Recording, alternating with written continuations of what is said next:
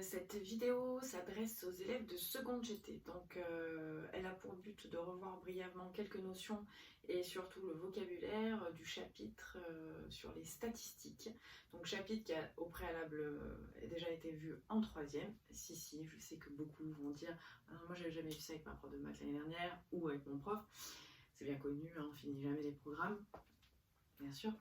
Donc, si, c'est une notion que vous avez déjà vue en troisième, je vous le certifie, et que de toute façon, vous voyez quasiment tous les jours, et dont vous entendez parler tout le temps. Donc, je vous ai posé une question au préalable, à laquelle vous deviez répondre, à quoi servent les statistiques? Et je vous avais demandé de vous inspirer de la crise sanitaire que nous sommes en train de vivre. Je ne me servirai d'ailleurs pas moi de cet exemple pour faire cette petite présentation, puisque je pense qu'on en entend suffisamment parler de ce Covid-19 et que surtout c'est anxiogène, donc on oublie tout ça et n'hésitez pas à me proposer des sujets un petit peu plus légers pour traiter de la question des statistiques. Donc à quoi servent les statistiques? D'une façon générale, les statistiques sont le reflet d'une situation à un instant donné. Avec la collecte de données, on arrive à refléter une situation économique, une situation sociale, une situation politique, une situation sanitaire, enfin tout type de situation. Et on essaye à partir de ces données statistiques empiriques d'analyser et d'émettre certaines hypothèses. On va partir du postulat, que nous allons travailler sur un échantillon d'individus. Et ces individus sur lesquels nous allons travailler, ce sont les élèves de la classe de seconde GT. D'accord? Donc on va partir du postulat que nous sommes en train de travailler avec une classe de seconde GT. D'accord? Classe de seconde GT dans laquelle il y a, on va dire, 30 élèves. Ok?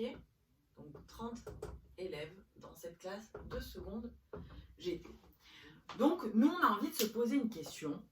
On a envie d'étudier l'âge des élèves de cette classe de seconde GT. Là, les 30 élèves, c'est ce qu'on va appeler en statistique la population. D'accord? Voilà. Ça, c'est la population. Donc la population à laquelle nous, on s'intéresse là présentement est représentée par quoi? Par les 30 élèves de la classe de seconde GT. D'accord? Et on va se poser une question, on va se dire, bon, quel est l'âge des élèves de cette classe? Donc tout simplement, nous allons relever les informations. C'est pas plus compliqué que ça. Donc quel est le critère qu'on étudie à partir de cette question? D'accord? C'est quoi? C'est l'âge. D'accord? Et l'âge, on appelle ça en mathématiques le caractère. Donc le caractère de cette série statistique, c'est quoi? C'est l'âge. L'âge des élèves de la classe de seconde GT, ok? Donc voilà, caractère. Et à partir de ça, maintenant, en récoltant les données, on va faire un tableau, on va réaliser un tableau, pardon, et ce tableau va s'appeler une série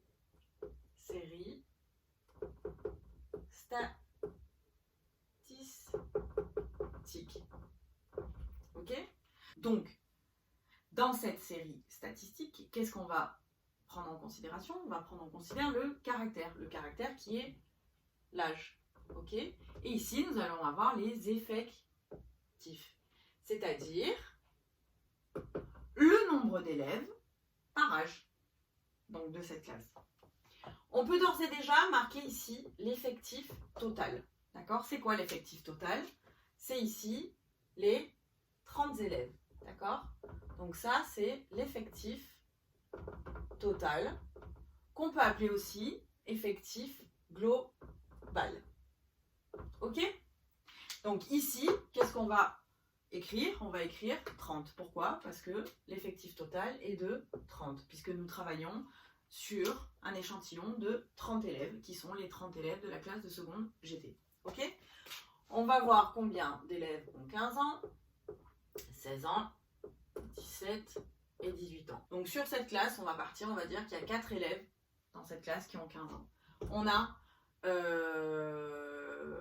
18 élèves de cette classe qui ont 16 ans.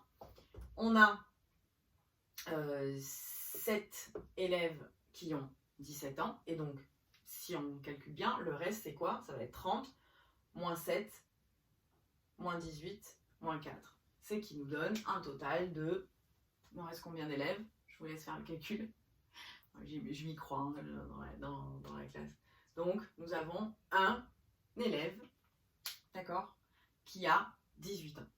Voilà, donc ici, j'ai une série statistique avec 4 élèves qui ont 15 ans, 18 élèves qui ont 16 ans, 7 élèves qui ont 17 ans et un élève qui a 18 ans. Voilà comment est constituée la classe.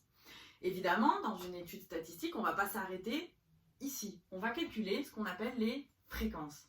D'accord? La fréquence, on la calcule comment? Hop.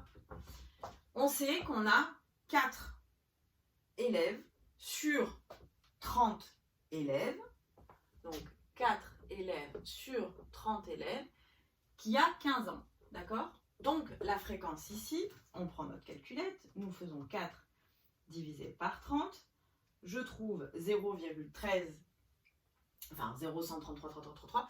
Donc, je vais arrondir et ça me fait 0,13. Donc, j'ai une fréquence égale à 0,13.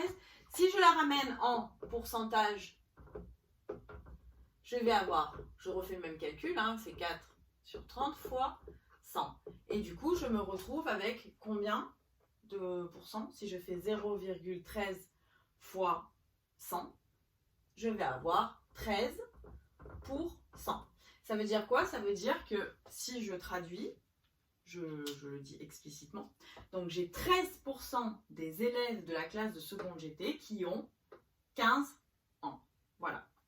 Donc, d'un point de vue mathématique, vous pouvez écrire qu'ici, pour calculer la fréquence, donc, je ne sais pas si c'est fréquence en pourcentage, on va avoir XI, donc les effectifs ici, ok, sur l'effectif total grand N qui est ici, multiplié par 100.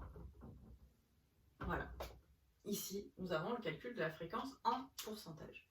Donc maintenant, ce que je vais vous demander de faire, c'est vous, chez vous, vous allez me calculer la fréquence des élèves âgés de 16 ans, la fréquence des élèves âgés de 17 ans et de 18 ans pour l'ensemble de la classe. Petit indice, d'accord, c'est qu'une fois que vous aurez ajouté, additionné entre toutes les fréquences ici, vous allez tomber sur un total de 1.